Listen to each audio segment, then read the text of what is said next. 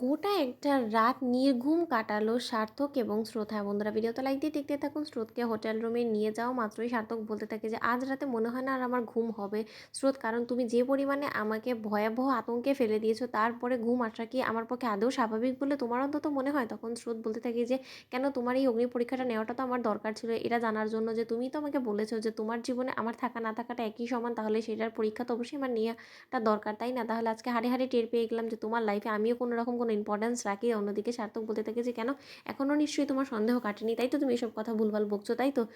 তখন স্রোত বলতে থাকে যে না সার্থক, তুমি এখনও পর্যন্ত আমার দিকটা বুঝে উঠতে পারোনি। আমি তোমাকে ভালোবাসি ঠিক আছে, কিন্তু তাই বলে আমি চাই না যে তোমার উপরে আমি জোর খাটিয়ে তোমাকে আমি আমাকে ভালোবাসতে বলি। কিন্তু আমার প্রশ্নটা এই জায়গাটাতেই ছিল যে তুমি কেন নিজেকে নিজের মতো করে প্রেজেন্ট করো না? একটা কথা বলবো সার্থক, তোমাকে অনেক দিন ধরে আমি ভাবছিলাম বলবো, কিন্তু কোনোদিন আমি সাহস করে উঠতে পারিনি, কিন্তু আজ আমি সেই কথাগুলো তোমার কাছে তুলে ধরছি। আশা করবো যে তোমার একটু হলেও চোখ খুলবে। অন্যদিকে সার্থক বলতে থাকে যে থাক না স্রোত, তুমি আমার চোখটা নাই বা খোলানোর চেষ্টা করলে, কারণ আমি চাই না যে আর কখনো আমার আগের মতন করে চোখ খুলুক, কারণ যখনই কিনা আমি মাত্রা অতিরিক্ত আমার জীবন নিয়ে ভেবে ফেলি না, তখনই আমি বারবার করে মুখ থুবড়ে পড়ি, আর সেই জিনিসটাই আমি সহ্য করতে পারি না। তার ফলে আমার দাঁড়াতে ঘুরে অনেকটা সময় লেগেছে। আমি চাই না নতুন করে অন্য কারো ভালোবাসায় আমি আবারও পাগল হয়ে যাই, কারণ সেরকমভাবে যদি আমি অতীত জীবনে আবারও ফিরে যাই তাহলে আমার হয়তো বা বাঁচা এবার বড্ড বেশি মুশকিল হয়ে পড়বে। তাই আমি কারো কাছে নিজেকে ধরা দিতে চাই না স্রোত। অন্যদিকে স্রোত বলতে থাকে যে তুমি কারো কাছে ধরা দাও কি না দাও সেটা জেনে তো আমার লাভ নেই, কারণ এখন আমরা বিবাহিত, আর তোমার আমার কাছে অবশ্যই ধরা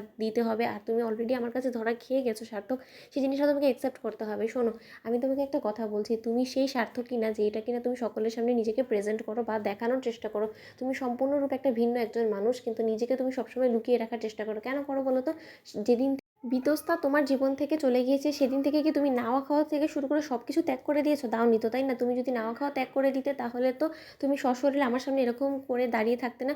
তুমি শুধুমাত্র একটা পাথরের মতন মানুষ হয়ে আমার সামনে এখন দাঁড়িয়ে আছো। তুমি কিন্তু আসলে সেই সার্থকটা নয় যেটা কিনা বিতস্তা পেয়েছিল। তাহলে আমার কি স্ত্রী হিসেবে সেই অতীতের হারিয়ে যাওয়া সার্থকটাকে ফিরে পাওয়ার অধিকার নেই বলো তো? তুমি আমার কাছ থেকে অধিকারটা কী করে কেড়ে নিতে পারো বলো তো সার্থক? অন্যদিকে সার্থক বলে থাকে যে না না না না স্রোত, সেটা হয় না, কারণ আগের অতীতের সার্থককে যদি আমি ফিরে যাই তাহলে হয়তো বা তুমি আমাকে কোনো মতেই চিনতে পারবে না। তখন সার্থককে স্রোত বলতে থাকে যে তাহলে আমি তোমাকে চ্যালেঞ্জ করে বলছি যে আগামী 1 বছরের মধ্যে আমি তোমাকে সম্পূর্ণরূপে পাল্টে দিব। আমি আগের সেই সার্থককে ফিরে আনবো, সেই সার্থকের রূপ, সে যা যা করতো সেই সব কিছু। শুধুমাত্র তুমি একবার নিজেকে একটু আমার প্রতি দুর্বল করতে রাজি হও প্লিজ সার্থক, আমি তোমার কাছে হাত জোর করে অনুরোধ করছি, এতটুকু অন্তত দাও, নয়তো বা আমি আবারও কিন্তু নিজেকে কোথাও হারিয়ে ফেলবো, আর তখন কিন্তু তুমি আমাকে খুঁজে পাবে না। তখন কিন্তু এরকম করেই তুমি আরও বেশি কষ্ট পাবে, নিজেকে অপরাধ বোধে ভোগাবে।